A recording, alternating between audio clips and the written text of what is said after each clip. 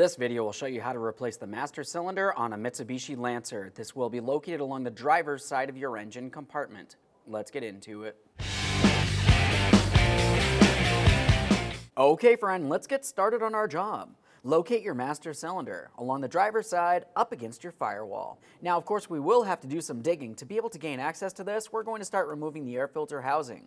We'll follow the air filter housing inlet towards its mounting point along the front. Now up along the front area here, you should find that you have two plastic push clips. One of ours is missing. They should be the same. Just make your way underneath the area, gently pry it up and out of position. You can remove the push clip if necessary. Of course, give it a quick inspection. Do the same for both. We'll take hold of the inlet tube, give it a little wiggle, and pull it away from the air filter housing. Now we're going to focus on the air filter housing itself.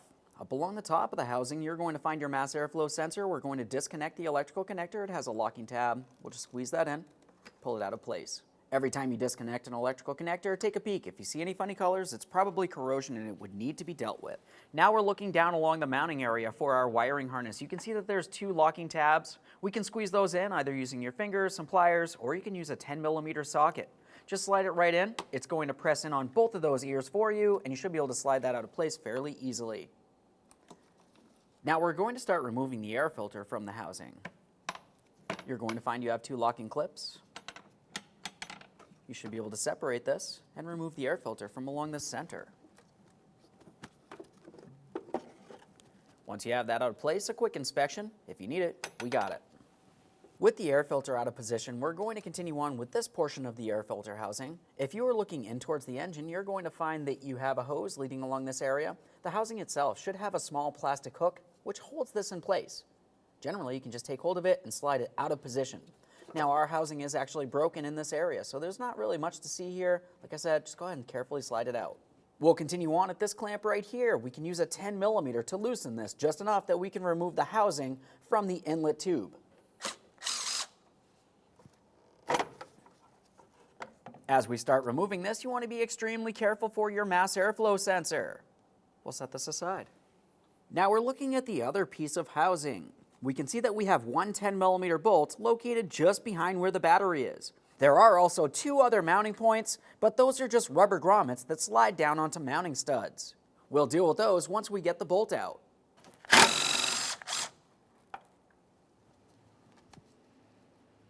We've got plenty of movement from this. Let's continue on, carefully lifting this straight up and away. Now as we lift this up, we can see where our mounting bolt was and our two rubber mounts. And as we look down along the mounting bracket, we can see where our two mounting studs are for those rubber mounts. So now that we have all that out, we have a clear view of the entire master cylinder with the reservoir. The reservoir is going to house our brake fluid. And brake fluid is corrosive. You do not want to get it on any painted surfaces on your vehicle. So with that said, I'm going to put a small collection receptacle underneath this area. Just coming down at an angle here. We're essentially trying to get underneath the area where our two brake lines are. Now we're not removing these yet. Let's attempt to remove as much fluid from inside of the reservoir as possible. Up along the top of the master cylinder reservoir is where you're going to find your cap. Go ahead and turn that counterclockwise to remove it. Give it a close inspection. Make sure it's reusable. We are reusing the reservoir. Now, if you were to look down inside the master cylinder reservoir, you might find that you have a protective screen. That could generally be removed with a glove finger, or you can use a small pick if necessary. Now, at this point, I'm going to be using a small fluid extractor to remove as much fluid as possible from inside of this area.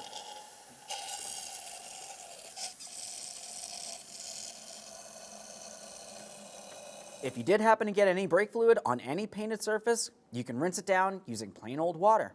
Let's reinstall our screen into the reservoir, and we can install that cap temporarily.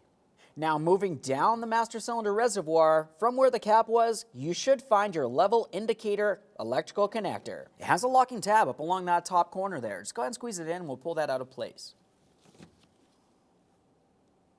No corrosion on that, it looks good.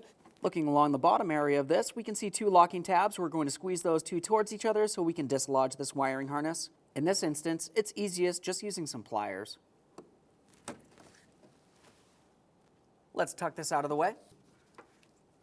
It's time to start removing our brake lines from the master cylinder itself. We have our collection receptacle underneath this area, protecting anything from getting covered in the brake fluid, which is corrosive as I mentioned. We're using a 12 millimeter. I'm using a flare end wrench to break this free.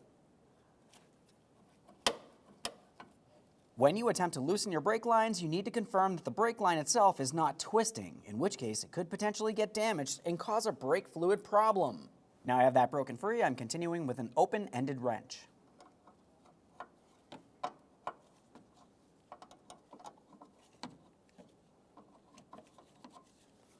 As you can see, brake fluid is making its way out of this area. There is still some left inside of that master cylinder. We'll make sure this completely drains prior to removing that master cylinder. For now, let's just go ahead and fully dislodge that line so we can continue on to the next. 12 millimeter for the next brake line there.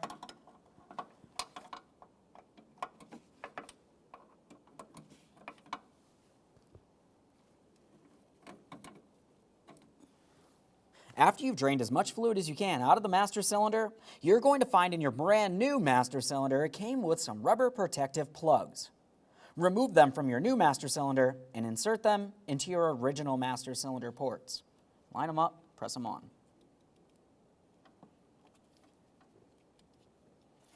Now we can remove our collection receptacle from under this area. Let's be extremely careful not to spill our brake fluid. We'll recycle that properly. Now we have two 13 millimeter headed mounting nuts holding this in place. You can see one up in this top corner here, and you'll have a second one down in this lower corner, down diagonally from the first. We'll fully remove the upper mounting nut, a quick inspection, and start it back on just a couple threads.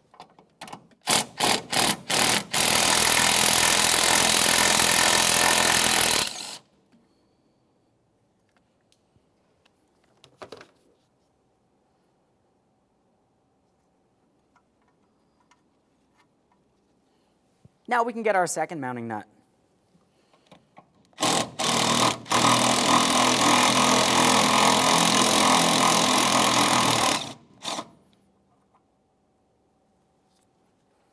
There's our second mounting nut. Just a quick inspection of these, we will be reusing them. Now let's hold on to the master cylinder reservoir as we fully remove that mounting nut.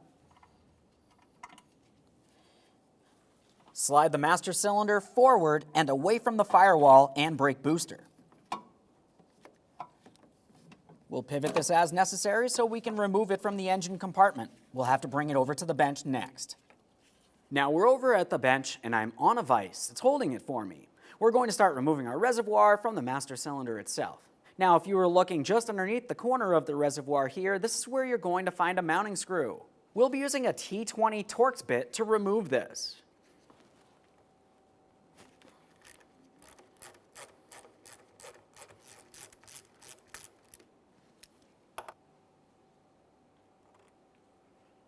Now we can slide that out of place. Just give it a quick inspection. We're going to recycle it. Our master cylinder came with a brand new one. At this point, the master cylinder reservoir is really only held in place with a couple of sealing O-rings. So we'll take hold of the reservoir, we're going to give it a slight wiggle and start lifting it up and away from the master cylinder itself. Now we need to thoroughly inspect our reservoir. We are going to be reusing this on our brand new master cylinder. This looks as though it's in good usable condition. We'll go ahead and set it aside. And there it is, friend. After comparing the brand new master cylinder to our original master cylinder, we can prepare it for installation. I like to do this in the vise.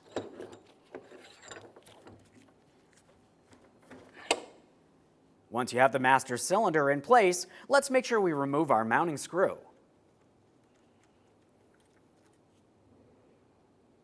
Now we'll use some clean .3 brake fluid directly on each one of our two seals. This is going to work as a lubricant.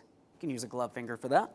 And now we can install our master cylinder reservoir. We've made sure that we clean the areas that are going to slide down into those seals. We're going to align this and we'll press it straight down on. You should hear an audible click from both ends. If you have this in the wrong positioning or facing the wrong direction, you're going to find it doesn't go down properly. It's time for that mounting screw. Of course, we're using the brand new mounting screw for this. To tighten this, we're going to have to use a Phillips head bit. We'll just take this and slide it straight through the port there. We'll make sure we gently start this in. We do not want to cross thread anything. That feels like it's going in well, so we'll continue on. Right there's bottomed out. We're just going to take it just a tiny bit further here. We don't want to break anything or strip anything, but we do want to make sure we are secured so we do not have a brake fluid leak in this area. Now it's time to prepare to bench bleed our master cylinder. To do this, let's open our master cylinder reservoir cap first.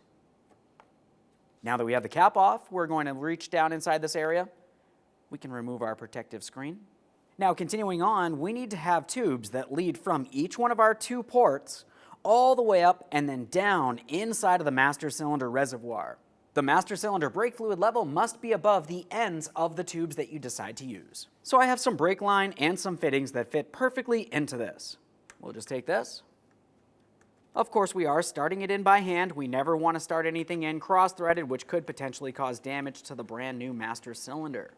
Now, as I mentioned, we need the far end of the tube to go down inside of the reservoir, so I'm going to do that now.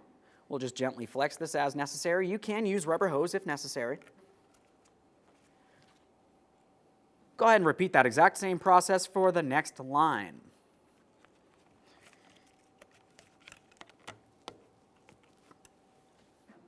Of course, we'll make sure that our fittings are snug.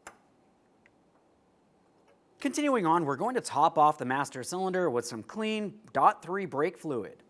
Once again, we need to make sure that the fluid level goes above the end of each one of our tubes.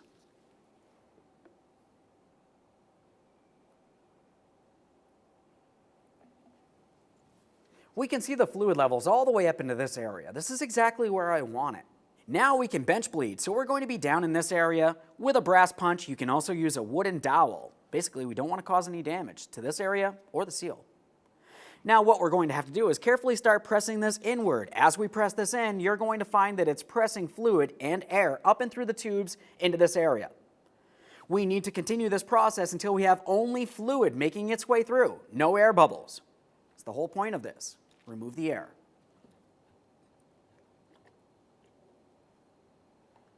One thing that I would mention is as you're pulling this out and away, you want to be extremely careful not to pull this area out of the master cylinder. We don't want to cause any damage. There's a seal in there. I can see that there's still air making its way through the system. We'll continue this process. Now, as I was pressing on that and we were looking inside of the reservoir, I saw that I pumped it several times and I saw no air bubbles making its way out and through. That's exactly what we're looking for. So to continue on, we're going to carefully start removing these from inside the master cylinder reservoir here. Fluid is going to come out of this area. We're gently flexing. Now, as we start removing the lines from this area of the master cylinder, you're going to find that fluid comes out in 2 different ways. First of all, there's fluid still trapped in these lines, so that's going to come out. And then also you will have fluid that makes its way out of the master cylinder. So with that said, we're going to make sure that we have our rubber plugs handy. Once we remove the lines, just go ahead and plug that port so no fluid makes its way out. We'll have our collection receptacle under here to collect and recycle any fluid as necessary.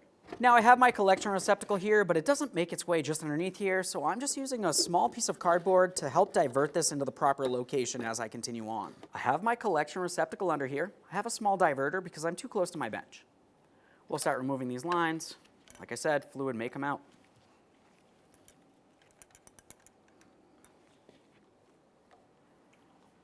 Now there's one, we can tell it stopped leaking, so we can move along to the next.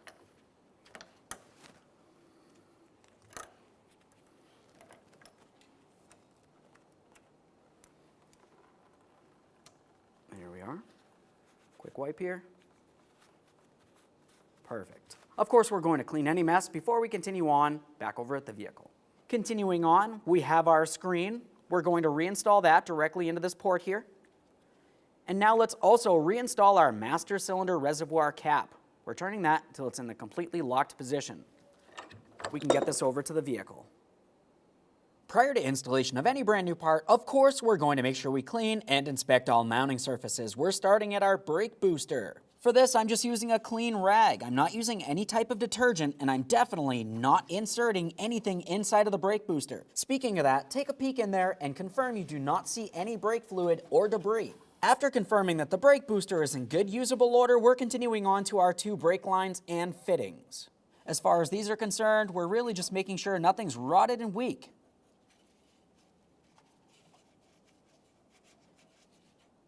Both of those seem good. And now we can install that brand new master cylinder. As we bring it into position, we want to make sure that this area of the new master cylinder slides over this rod that you can see inside of the brake booster. We're also going to make sure that our mounting studs align properly as well and start on each one of our 2 mounting nuts. We have our 2 mounting nuts here. For that first mounting nut, typically I like to lightly bottom it out. Before continuing on to the next, I don't want the master cylinder to move around on me while I continue.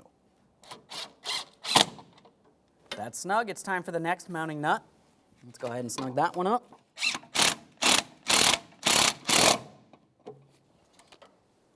Now that I have both of them bottomed out, I'm going to torque them to 25 foot-pounds.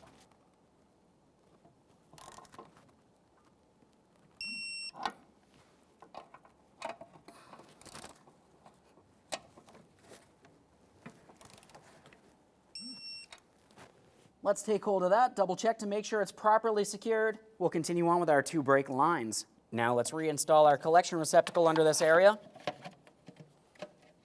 Remove your rubber plugs and install those lines. Fluid may come out of this area.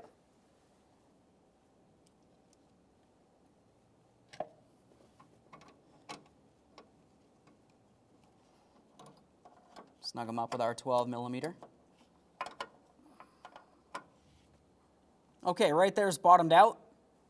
Let's just take it a tiny bit further here. We do not want to strip anything out, but you do want to make sure it's tight enough that you're not going to have a brake fluid leak from this area.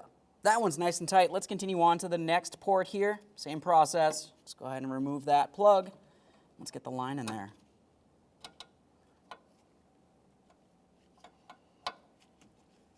Right there's bottomed out. Just a tiny bit further. At this point, the master cylinder is fully mounted in this area. We still have our level sensor, but let's go ahead and clean up any brake fluid mess. For this, you can use clean water or some parts cleaner as necessary.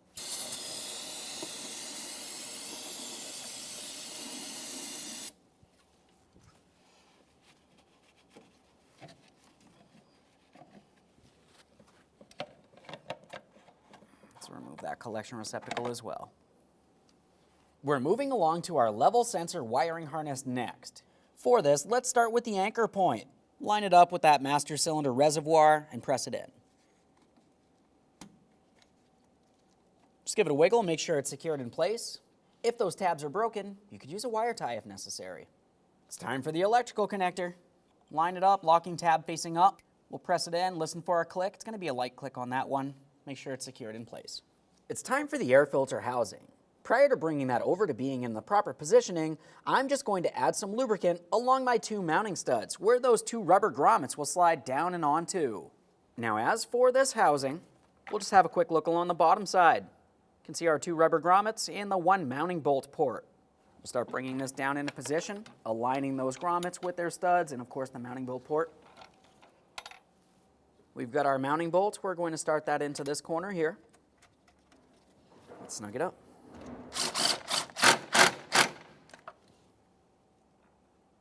Let's get that air filter in place. We'll make sure we have it in the proper orientation.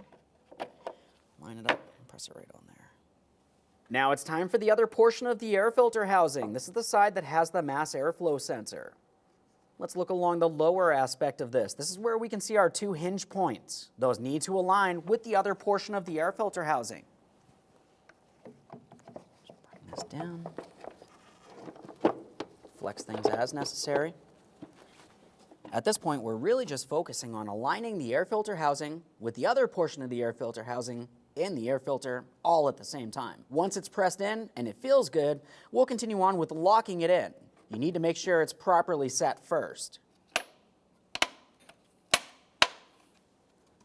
Continuing on, we need to take hold of this inboard side, the side with the mass airflow sensor. We want to attempt to pull it away down along the bottom, confirming it's properly seated. Just go ahead and reach in like this. We'll give it a slight twist. You can tell it does not separate in any way. This is extremely important. Now let's get our air inlet tube onto our air filter housing. Swing it over. You want to press it on as far as possible. And then we're double checking to make sure that the clamp is in the proper position prior to tightening that 10 millimeter headed clamp. Now, once you feel as though you have it tight, attempt to separate it. We don't want to have any air leaks in this area. It's time for the mass airflow sensor next. As far as the mass airflow sensor, we have the wiring harness. Let's make sure we secure it in the proper area. Just as before, if the locking clip is damaged, you can replace it and just use a wire tie if necessary. Locking tab along the top here, audible click, a light tug. And now we have the air inlet tube. That's going to start going into this air filter housing here. Just go ahead and line it up. Pressing it in, we hear an audible click. Now, once you have the forward side aligned, we'll continue on with our push clips. As you remember, one of ours was missing. Just go ahead and line them up and press them in as needed. Now you need to continue on to doing a manual brake bleed. To do that, safely raise and support to remove all wheels. After you've completed that, you're under the hood at the master cylinder. Under the hood at the master cylinder, we're going to make sure we clean around this entire area so no miscellaneous debris makes its way into the braking system. A quick inspection of the cap to make sure it's still in good usable order. Once you have the cap out of the way, top off the master cylinder with your clean .3 brake fluid. After you've topped it off, go ahead and temporarily reinstall that brake fluid reservoir cap. Now that we've replaced all the fluid inside the master cylinder and removed all wheels from the vehicle, it's time to start bleeding the brakes, and we're at the driver's side rear first. Once we've completed the driver's side rear, we're going to the passenger's side front. After we've completed that, we're going to have to stop at the master cylinder, up under the hood, so we can top it off with some clean .3 brake fluid. Continuing on from that master cylinder, we'll be at the passenger side rear, and then we're ending at the driver's side front. To do this bleed process, it's going to be easiest if you have a second person inside of the vehicle. That second person is going to pump up the brake pedal for us approximately 3 to 5 times and hold it. When they're holding, they're going to let us know, and I'm going to open up my bleeder screw. We know we need an 8mm for our rear bleeder screws here. Go ahead and remove any bleeder screw cover. Go ahead and pump up the brake pedal for me.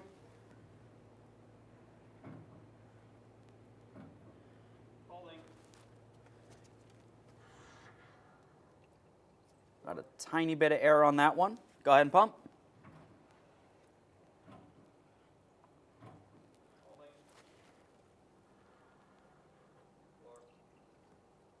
Okay, I can tell that I have only clean brake fluid making its way out. The air that I can see in the hose is the air that's just trapped in the hose itself. I'm going to continue on to removing this. We'll clean our mess and reinstall our bleeder screw cover.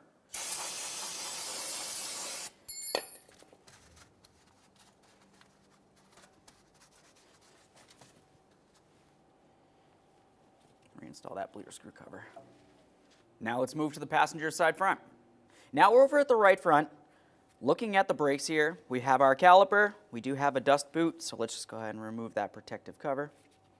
We're using an 8mm for our front bleeder screws as well. Go ahead and pump up the brake, please.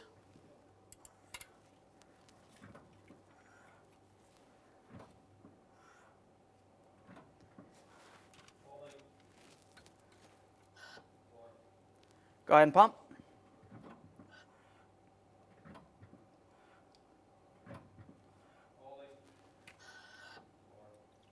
Go ahead and pump.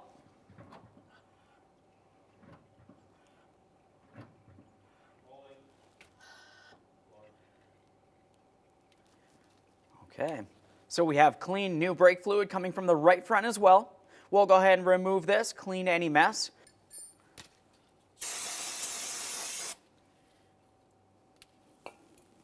After that, you need to make your way up to the master cylinder. You want to make sure you top it off with that clean .3 brake fluid. Now that we finished those two wheels, we're back at the master cylinder. We're going to top it off with our clean .3 brake fluid.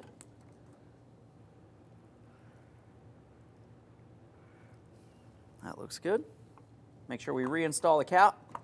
And now here's where you'd continue on to repeating the exact same brake bleeding process.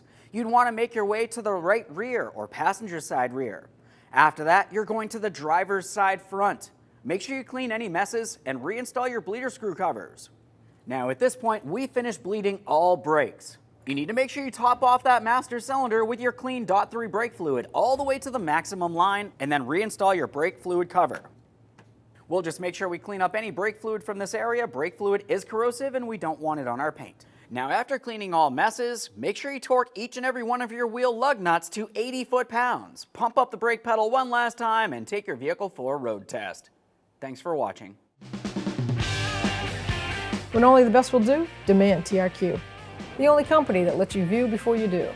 TRQ is committed to offering the highest quality aftermarket auto parts that are engineered for peace of mind. Thanks for using and viewing with TRQ.